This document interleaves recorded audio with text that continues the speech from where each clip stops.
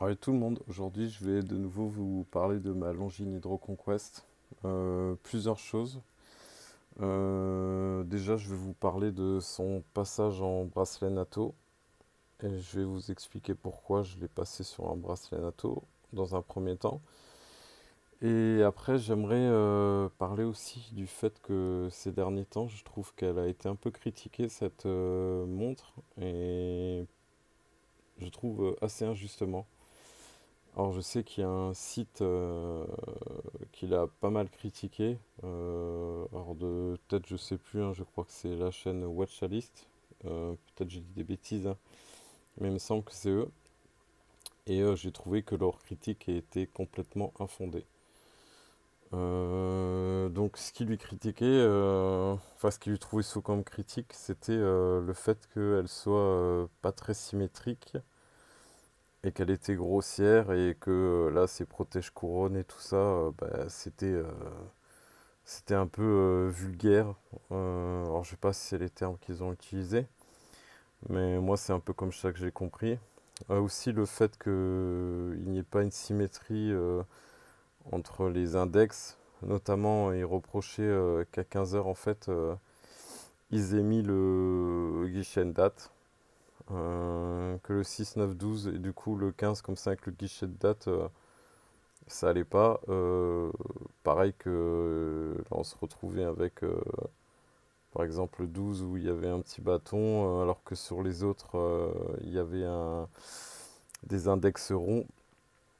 Alors pour leur info, je pense pas qu'ils soient plongeurs ces messieurs. Même si j'ai l'impression qu'ils parlent souvent des montres de plongée en parlant de plongeuses. D'ailleurs, ils le disent dans leur propre, hein, pour eux, les plongeurs n'utilisent plus de montres de plongée comme ça. Donc, évidemment, étant pas plongeurs, ils ne peuvent que écouter ce qu'ils entendent à droite à gauche. Mais s'ils creuseraient un peu plus, faut savoir quand même que les montres de plongée sont utilisées en plongée. Je ne suis pas le seul à les utiliser. Plusieurs personnes les utilisent. Alors peut-être que les plongeurs occasionnels qui plongent une fois par an pendant leurs vacances d'été ou dans leur petit club de plongée parisien où ils font un peu de piscine et tout, utilisent plus des ordinateurs. Alors attention, hein, je vais mettre tout de suite les choses au clair. Je ne suis pas là à critiquer les plongeurs parisiens ou ceux qui s'entraînent dans les piscines. Moi-même, ayant vécu en Alsace, j'ai beaucoup plongé en gravière. J'ai plongé en piscine, je sais ce que c'est. Quand on n'a pas le choix évidemment et qu'on n'a pas la chance d'habiter en bord de mer, c'est souvent un des seuls moyens qu'on a pour faire notre passion. Maintenant, il y a les plongeurs qui passent du temps dans l'eau, les week-ends, euh, qui font la plongée en solo, comme moi, où on n'est pas forcément en groupe à essayer de raconter nos histoires, à ci, à ça. Alors moi, j'essaye à travers mes vidéos de le faire pour vous présenter un peu la façon dont je plonge. Je sais que mes vidéos sont pas régulières, je passe plus de temps dans l'eau qu'à filmer. Mais voilà, je pense que chacun a sa conception de la plongée. Et on est beaucoup de plongeurs comme ça, à pas se faire remarquer, à plonger en solo dans notre coin. Et je pense pas qu'on soit les plongeurs les moins objectifs dans notre approche de la plongée, puisque nous, on vit pour ça souvent. Euh, donc voilà, je pense qu'on a un peu notre mot à dire quand il s'agit de montres de plongée.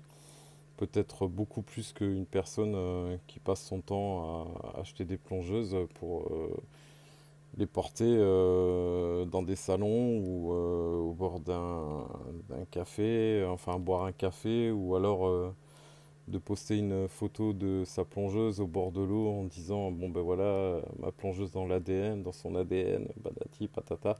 Je l'ai aussi fait. La seule différence, c'est que moi, quand même, je l'utilise réellement dans la, dans son milieu naturel. Et surtout, je l'utilise pour tout simplement pour ce à quoi elle a été faite. Et même si aujourd'hui, on a l'avènement des ordinateurs de plongée, il faut pas oublier quand même que ça reste quand même toujours un outil utilisable. Et je pense que tout plongeur qui est un petit peu sérieux ou qui comme moi par exemple fait de la plongée solo, se doit d'avoir une montre de plongée automatique. Alors je vous explique, certes, quand vous plongez en groupe, vous pouvez toujours vous fier sur l'appareil de votre binôme si jamais votre ordinateur de plongée lâche. On peut voir les choses de cette façon-là. Moi, si demain j'ai mon ordinateur qui lâche, je suis quand même toujours content d'avoir un profondimètre à l'ancienne et ma montre automatique qui me dira mon temps de plongée. Donc ça, euh, personne, aucun objet ne le remplacera. Et la fiabilité, j'ai quand même beaucoup plus confiance en une montre qui me suit tous les jours, que je porte tous les jours, qui a souvent vécu un petit peu des mésaventures avec moi, donc je connais un peu sa fiabilité, beaucoup plus que mon ordinateur de plongée, puisque mon ordinateur de plongée, je ne le porte pas avec moi tous les jours au travail, ou quand je fais des activités, ou quand je pars en mission, ou telle ou telle chose. Donc j'avoue que j'ai une confiance qui est beaucoup plus élevée dans ma montre de plongée, et c'est pour ça que je pense que une montre de plongée automatique euh, est un très bon apport en plus de son ordinateur de plongée qui lui n'est pas infaillible. Donc voilà, c'est un petit peu ce que je voulais expliquer.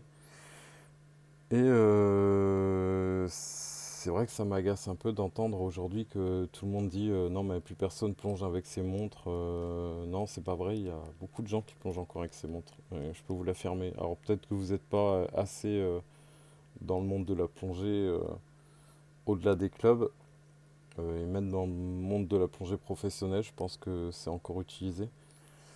Donc voilà, c'est un petit coup de gueule que je passe aussi sur cette vidéo parce que ça m'agace pas mal de voir. Alors je dénigre pas le travail de beaucoup de chaînes YouTube hein, qui sont très intéressantes et qui ont une culture horlogère bien meilleure que la mienne, ça c'est sûr. Mais je pense qu'il faut arrêter de dire que les montres de plongée ne servent plus à plonger, ça c'est faux. Voilà. Beaucoup de plongeurs les utilisent encore. Et c'est pas parce qu'aujourd'hui une majorité de non-plongeurs les portent que les plongeurs ne les portent plus. Et il faut arrêter d'être affirmatif dans un domaine qu'on ne pratique pas et qu'on ne connaît pas. Moi je sais que demain, s'il faut parler d'appareils de parachutisme, je vais pas me permettre de donner mon avis. Ou alors si je peux donner un avis, mais je vais pas être tranchant en disant non, ceci n'existe pas ou n'existe plus. Je ne fais pas de parachutisme, donc voilà, j'ai pas à dire bah tiens, tel altimètre est meilleur que l'autre alors que je ne pratique pas le parachutisme. Voilà. Donc ça c'est un petit peu un coup de gueule, suite à beaucoup de vidéos que j'ai un petit peu vues partout et qui commencent un peu à m'agacer. Et pareil, comme j'ai expliqué, arrêtez de dire déjà si vous voulez faire les professionnels, ne dites pas que la lunette sert à savoir combien d'oxygène. Alors ça c'est encore pire parce que déjà c'est pas de l'oxygène, c'est de l'air. Combien d'oxygène il reste dans votre bouteille grâce à votre montre de plongée, sa lunette. Non, non, sa lunette elle est juste là pour vous donner votre temps de plongée, hein, comme j'ai encore expliqué. Début de plongée, vous allez mettre votre timer sur l'aiguille des minutes. Et fin de plongée, si je sais pas moi, si votre aiguille des minutes, bon là je bouge volontairement, si votre aiguille des minutes se trouve, on va prendre un chiffre rond, à 35, et ben voilà, c'est que vous avez fait 35 minutes de plongée. Donc au moment où vous allez remonter, si vous décidez d'arrêter votre plongée à 35 minutes, au moment où vous allez entamer votre remontée, que vous avez fixé à 35 minutes, vous allez prendre aussi votre profondimètre. Alors là, j'en ai pas un sur moi. Vous allez regarder la profondeur maximale atteinte. Pas celle où vous avez plongé le long, mais vraiment la maximale que vous avez atteint, même si ça a été juste une fraction de seconde. Vous prenez cette plongée, enfin cette profondeur max. Et de là, vous allez prendre votre table de plongée et vous allez raccorder les deux pour savoir si vous avez des paliers de plongée à faire, oui ou non. Tout simplement, voilà. Donc, la lunette de plongée ne sert à rien d'autre que ça.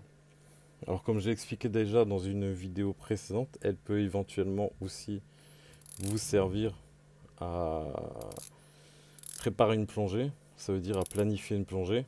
Parce que si vous savez que par exemple que vous avez une plongée où vous voulez planifier la profondeur et le temps, vous pouvez prendre en amont votre table de plongée et vous dire par exemple, tiens, sur ma table de plongée, il y a marqué que à 25 mètres, il faut que je reste tant de minutes avant d'attaquer la zone des paliers. Et ben, vous allez mettre au début de votre plongée, vous allez mettre pareil toujours de la même façon votre lunette de plongée sous votre aiguille des minutes.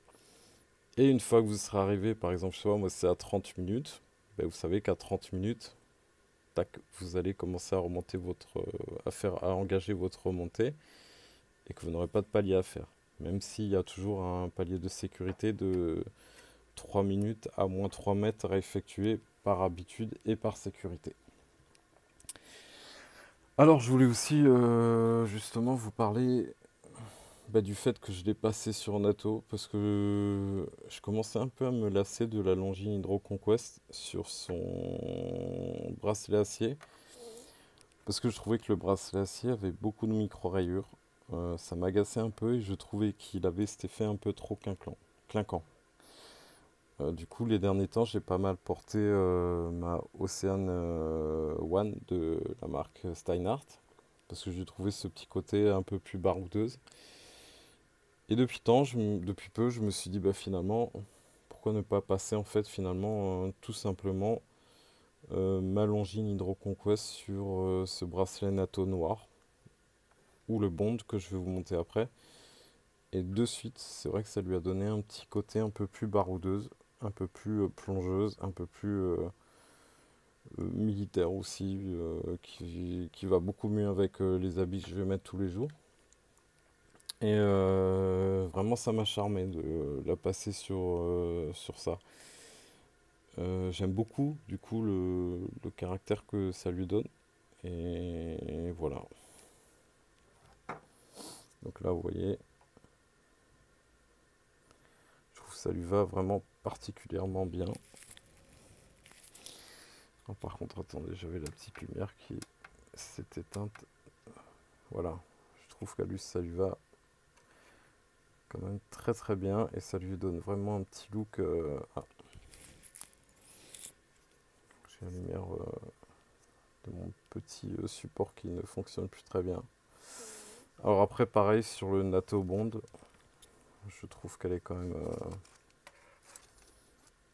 très très jolie.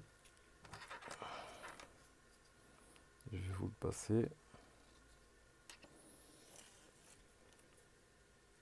Il faut savoir qu'à l'origine, le vrai NATO Bond que portait Sean Connery par exemple dans Opération Tonnerre était beaucoup plus petit que la taille du bracelet original. Alors sur Opération Tonnerre, ils avaient mis un NATO de 16 mm, ce qui le rendait vraiment très petit. Alors moi c'est pareil, hein, j'essaie toujours de prendre un petit millimètre en dessous. J'aime pas quand c'est pile poil, parce que je trouve que ça fait trop gros. Et donc sur Opération Tonnerre, ils avaient commencé donc à mettre justement le premier bracelet NATO qui était de 16 mm, ce qui est assez connu, hein, qui est un peu bicolore. Parce que justement, en fait, il y avait pas mal de scènes sous-marines, ou si un jour vous regardez de nouveau le film, vous verrez.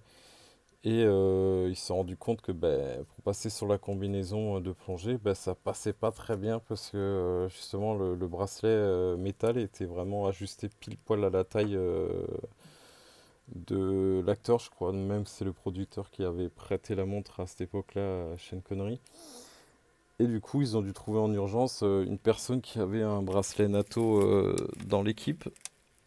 Et c'est pour ça que en fait, la légende est née de ce fameux bracelet NATO beaucoup plus court.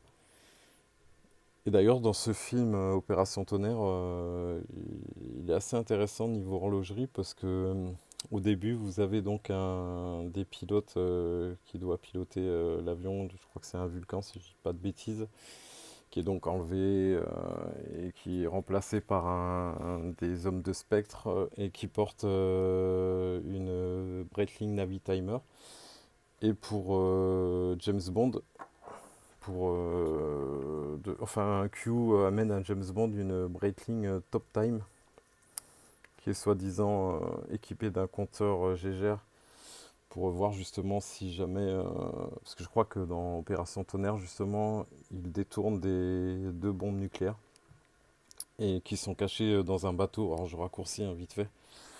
Et pour s'approcher de la coque du bateau, il va faire des plongées, donc avec sa Breitling Top Time, qui est devenue assez célèbre suite à ça. Et pour voir justement s'il y a de la radioactivité justement à proximité ou pas. Donc voilà. Donc dans ce film, il porte sa Rolex Submariner, qui est bien connue. Là, je vous montre la longine, hein. Donc sur bracelet NATO, la Breitling Top Time et donc le méchant qui remplace le pilote, lui porte une Breitling Navitimer. Donc voilà, c'était pour vous montrer un petit peu vite fait et un petit coup de gueule aussi sur les montres de plongée et ce qu'on entend à droite à gauche. Donc voilà, faites votre propre avis. Et puis surtout, j'avais envie de vous montrer du coup la beauté de cette Longines Hydro Conquest sur son bracelet NATO.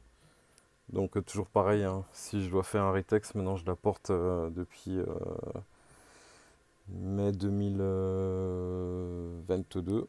J'en suis toujours aussi content. Alors j'ai eu un petit moment de lassitude dessus, ce qui fait que j'ai un petit peu reporté la Steinhardt. Mais voilà, je suis quand même très fan de cette montre. Pour le moment, elle m'accompagne sur toutes les plongées. Alors il y a une vidéo de plongée que j'ai faite où je vais vous parler un peu de faune et de flore, parce que c'est ce qui m'intéresse un petit peu en ce moment aussi. Et j'ai envie d'en parler un peu plus dans mes vidéos. Alors je sais que j'aurais dû la faire il y a à peu près 2 semaines. J'avoue que j'ai pas eu un peu la flemme et pas eu trop la tête à ça ces derniers temps. Mais je compte la sortir cette semaine et voilà. Donc j'espère que cette petite vidéo sur ma Longines Hydro Conquest et la vie qu'elle vit avec moi vous aura plu. Je continuerai à vous parler d'elle de toute manière. Et si vous avez des questions sur cette montre, n'hésitez pas. Je suis même tenté de faire un sort de petit club pour les Longines Hydro Conquest. Parce que je trouve ces montres et ces modèles magnifiques. N'en déplaise à certains qui la critiquent. Voilà, donc je vous souhaite d'avoir d'avoir passé du bon temps à regarder cette petite vidéo. Et je vous dis à bientôt pour une prochaine vidéo.